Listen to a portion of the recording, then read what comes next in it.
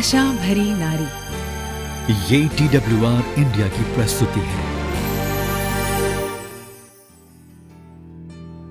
नमस्कार बहनों, आशा भरी नारी कार्यक्रम में एक बार फिर से आप सभी का हार्दिक स्वागत है। मैं हूं ग्रेस और मेरे साथ है वाणी, जो कि मेरी परिचारिका हैं। हेलो वाणी, कैसे हो आज आप? मैं बहुत अच्छी हूँ, आप कैसी हैं? बिल्कुल ठीक। एक बात बताओ कि क्या तुम मानती हो कि सूरज ही एक ऐसी चीज है जो सबसे बड़ी पीले रंग की वस्तु है? मैं सच बताऊं ग्रेस जी, तो हाँ, मैं ये मानती हूँ कि सूरज ही वो वस्तु है, क्योंकि सूरज की तेज रोशनी हमें गर्म करती है और हमारे चारों ओर की दुनिया को देखने में हमारी बहुत मदद करती है। इसके साथ साथ रात में जब सूरज पृथ्वी की दूसरी तरफ चमकता है तो यहाँ अंधेरा हो जाता है। जब अंधेरा होता है तो क्या आपको डर लगता है या आपको अकेलापन महसूस होता है? क्या आपने कभी ध्यान दिया है कि हम जब किसी अंधेरे कमरे में जाते हैं तो हम सबसे पहले लाइट जलाते हैं? देखने के लिए हमें प्रकाश की आवश्यकता होती है। प्रकाश हमारे जीवन के हर एक हिस्से को पूरी तरह से भर देता है। ये बिल्कुल ठीक कहा तुमने वाणी।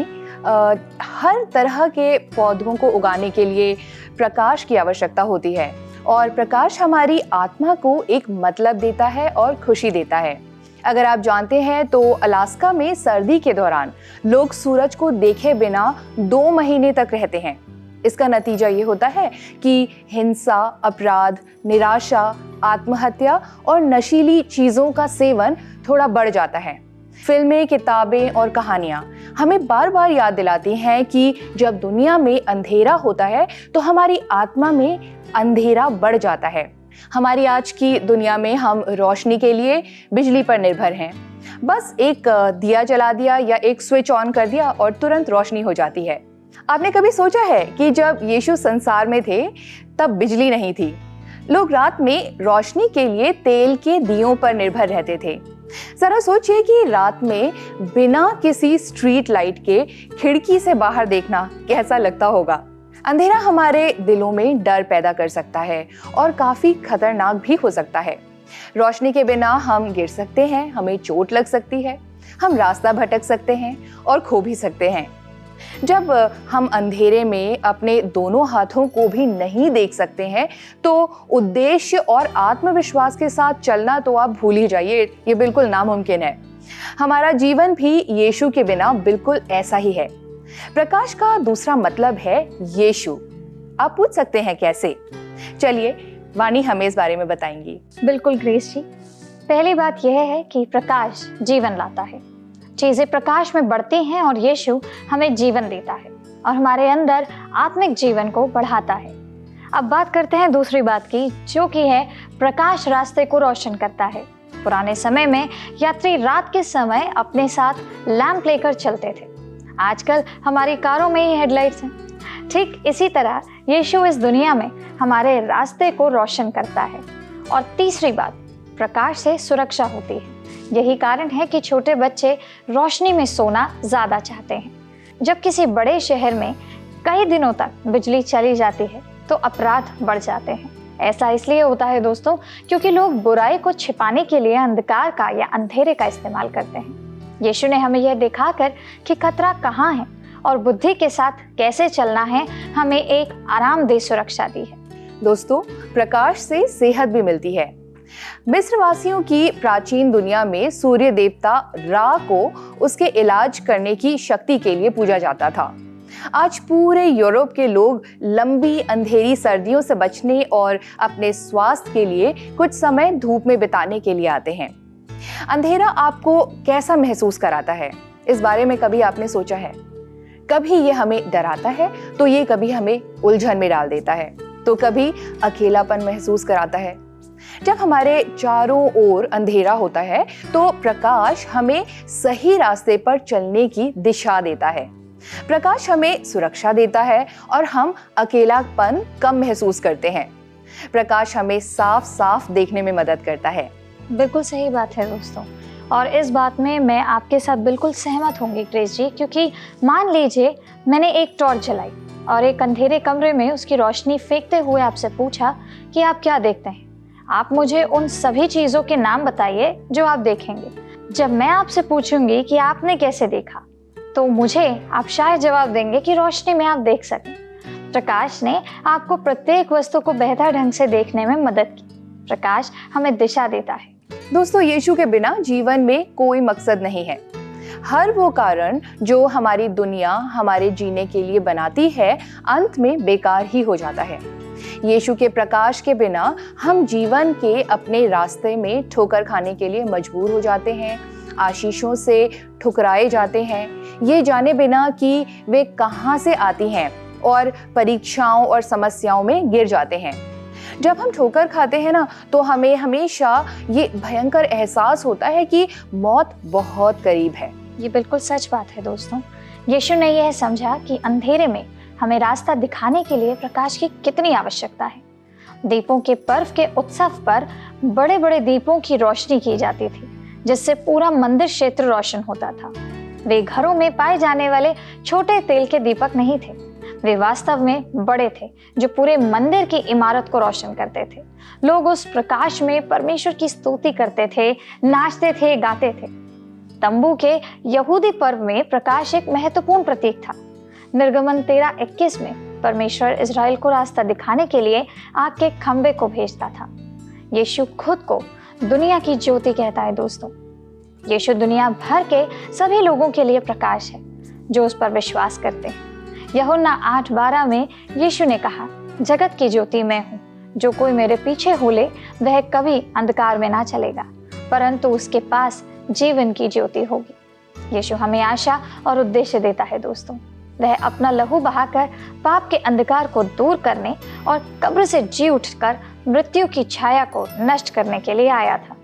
यीशु के द्वारा हमारे जीवन को रोशन करके हम आत्मविश्वास और उद्देश्य के साथ जी सकते हैं। 21वीं सदी में ये भूलना आसान हो सकता है कि रात का समय भी होता है। वानी, मैं ये सोचती हूँ कि 21वीं सदी में ये बात भूलना बहुत ही आसान हो सकता है कि रात जैसी भी कोई चीज़ होती है। हमारे घरों के अंदर और बाहर बिजली की रोशनी से अंधेरे को दूर करना बहुत ही आसान बात हो गई है। हमारे पास हर तरह की लाइट्स हैं, परंतु यीशु के दिनों में अंधेरा अटल था। जब सूरज डूबता था तो केवल एक ही काम होता था, अलाव या तेल का दीपक जलाना। अंधेरा जीवन की अनिश्चितता और बुराई के सामने इंसान के छोटेपन की याद दिलाता था। यीशु इस तरह की दुनिया में आया था दोस्तों, प्रकाश की लालसा वाली दुनिया में। यशाया 9:2 में यह भविष्यवाणी की गई थी कि जो लोग अंधकार में चले थे उन्होंने बड़ी ज्योति देखी, और जो लोग घोर अंधकार के देश में रहते थे उन पर ज्योति चमकी, जब इमैनुअल हमारे साथ रहने आया। लूका 1 उसका 78 और 79 में ये कहा गया है, ऊपर से हम पर भोर का प्रकाश उदय होगा कि जो अंधकार में और मृत्यु की छाया में रहते हैं उन पर प्रकाश करे, कि हमारे पाँवों को शांति के मार्ग पर ले चले। तो वानी, हमें ये आप बताएंगे कि हमारे वर्तमान जीवन में इसका क्या अर्थ है? देखिए, अगर इस विषय पर हम गौर करें तो हमें सीखना चाहिए कि प्रकाश हमारे जीवन में क्या प्रकट करता है। हमें हमेशा अपने दिल से शुरुआत करनी चाहिए। 2 कुरिन्थियों 4:6 कहता है कि परमेश्वर ने हमारे हृदयों में उजाला दिया है। जब एक अंधेरे कमरे में रोशनी चालू होती है तो वह उस कमरे में सब कुछ रोशन कर देती है, अच्छा और बुरा दोनों।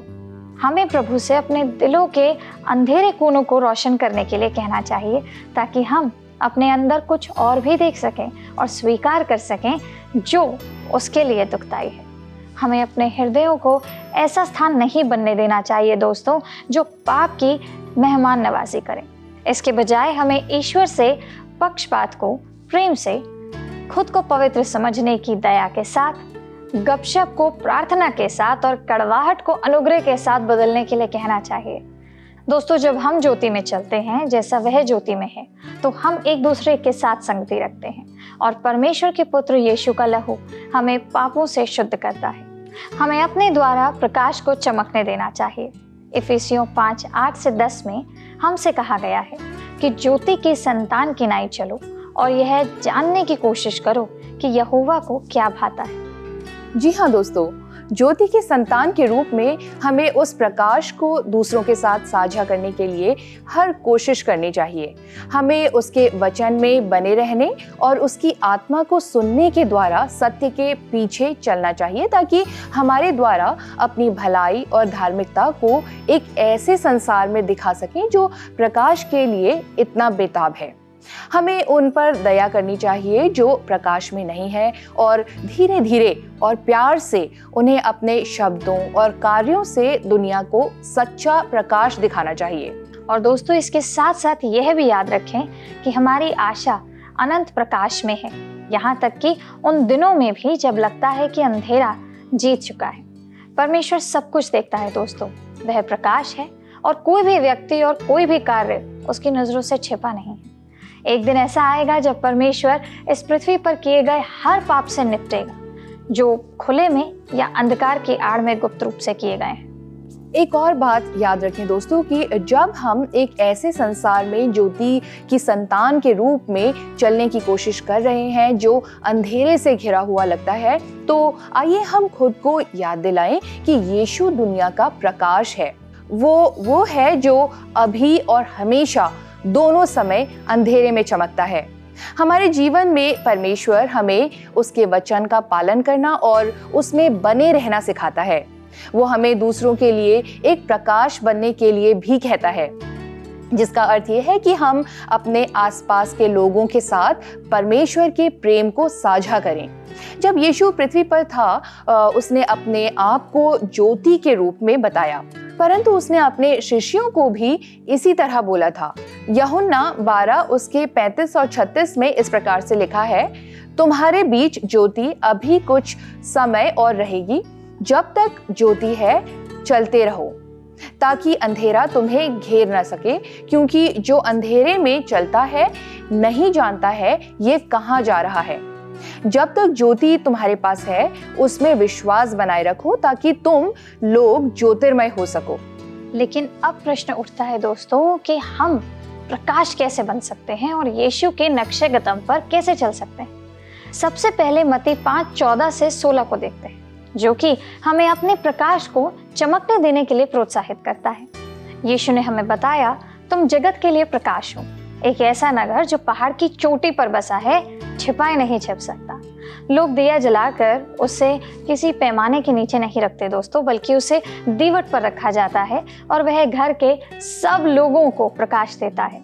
लोगों के सामने तुम्हारा प्रकाश ऐसे चमके कि वे तुम्हारे अच्छे कामों को देखें और स्वर्ग में स्थित तुम्हारे परमपिता की महिमा का बखान करें। एक दूसरे के साथ दया और समानता के साथ पेश आने के लिए यीशु का संदेश हर किसी पर लागू होता है, चाहे वो किसी भी वर्ग का हो या उसके पिछले काम कुछ भी हो। मुझे नहीं पता कि हम सभी इसके लायक हैं या नहीं, लेकिन हम सभी को इसकी आवश्यकता जरूर है। दूसरों के लिए प्रकाश बनकर हम उसकी संतान के रूप में कार्य कर रहे हैं, उसके प्रकाश को दिखा रहे हैं और लोगों को आशा की भावना दे रहे हैं। बिल्कुल ठीक कहा आपने ग्रेस जी। अगर हमें एक उज्जवल प्रकाश बनना है तो हम जहाँ भी जाएं हमें चमकना चाहिए। हम प्रकाश को छिपाने या इसे दूर रखने के लिए नहीं बने थे।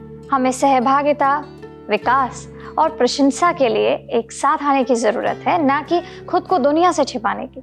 मसीह को उसकी रक्षा करने के लिए हमारी आवश्यकता नहीं है, बल्कि हमें उसकी आवश्यकता है। वो हमारे और हमारे जीवन से इतनी चमक से चमकना चाहता है दोस्तों, ताकि सभी लोग उस चीज को देख सकें। हमें इसे अपने तक नहीं रखना चाहिए, अपने तक सीमित नहीं रखना है। जब यीशु कहते हैं तुम्हारा प्रकाश दूसरों के सामने चमके, तो इसके मतलब से आपको क्या समझ आता है? मुझे लगता है कि इसका उत्तर बाकी वाक्यों में मिलता है, जहाँ यीशु कहता है कि हमें अपना प्रकाश चमकाना है ताकि दूसरे हमारे भले कामों को देख सकें। ध्यान दीजिए दोस्तों कि यीशु हमें बात करने के लिए नहीं कहते हैं, वह हमें काम करने के लिए कहते हैं। यीशु हमसे कहते हैं कि हम अपने अच्छे कामों से अपना विश्वास दिखाएं कि हम क्या करते हैं, कैसा करते हैं। हमें ज्योति की संतान के रूप में चलना है दोस्तों। पौलुस विश्वासियों से कहता है, क्योंकि पहले तुम अंधकार थे परंतु अब प्रभु में ज्योति हो। ज्योति की संतान की नाई चलो और ये जानने का प्रयत्न करो कि प्रभु को क्या भाता है। हम जान सकते हैं कि हम ज्योति की संतान के रूप में चल रहे हैं यदि हम देख सकते हैं कि हमारे जीवन में अच्छे, सही और सच्चे शब्द दिखाई देते हैं और हमारे काम ऐसे होते हैं जो प्रभु को प्रसन्न करते हैं। पहला यूहन्ना में इस प्रकार लिखा है, जो कोई कहता है कि वो ज्योति में है और अपने भाई से बैर रखता है, वो अब भी अंधकार में ही है। जो कोई अपने भाई से प्रेम रखता है वो ज्योति में बना रहता है और उसमें ठोकर खाने का कोई कारण नहीं। परंतु जो अपने भाई से बैर रखता है वो अंधकार में है और अंधकार में चलता है और नहीं जानता कि वो कहाँ जा रहा है, क्योंकि अंधकार ने उसकी आंखें अंधी कर दी हैं। दोस्तों, आज की इस बातचीत को मैं इस कहानी के साथ समाप्त करना चाहती हूँ। कई साल पहले पैराडाइज रोड नामक एक फिल्म आई थी। ये द्वितीय विश्व युद्ध के दौरान जापानी कैदी युद्ध शिविर की सच्ची घटनाओं पर आधारित थी।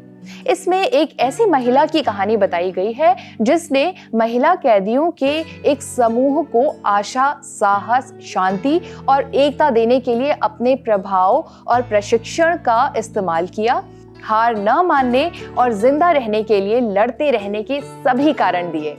जेल शिविर में महिलाएं अलग अलग देशों और वर्गों से आई हुई थी।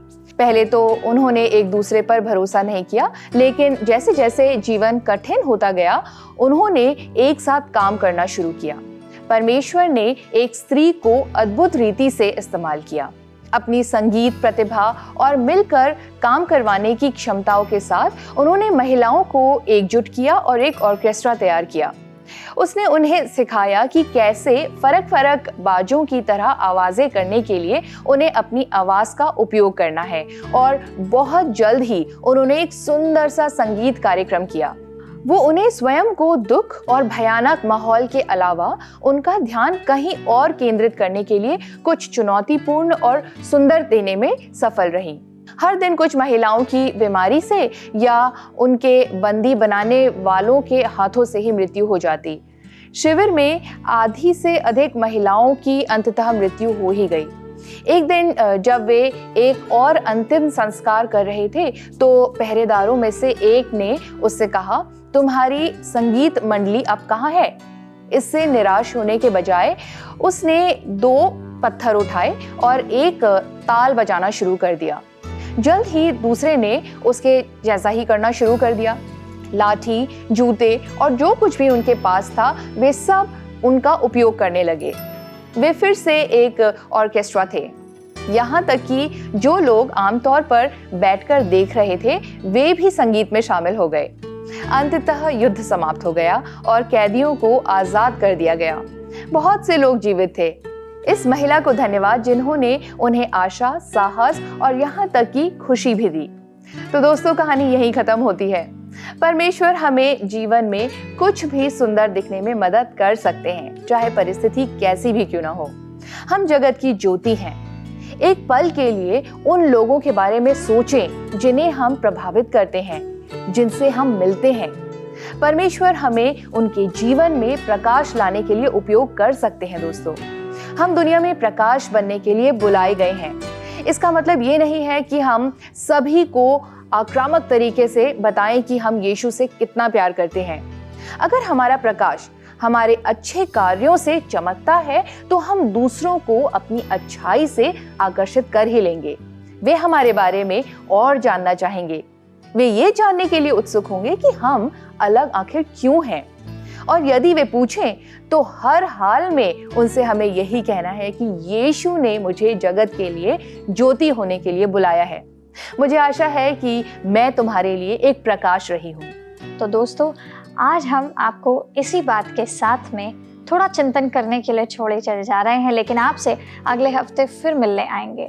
तब तक के लिए प्रभु आपको आशीषित करे। अगर आपको आज का ये कार्यक्रम पसंद आया तो स्क्रीन पर आ रहे नंबर पर हमें मिस कॉल जरूर दीजिएगा। हम अगले हफ्ते मिलते हैं। प्रभु आपको आशीषित करे।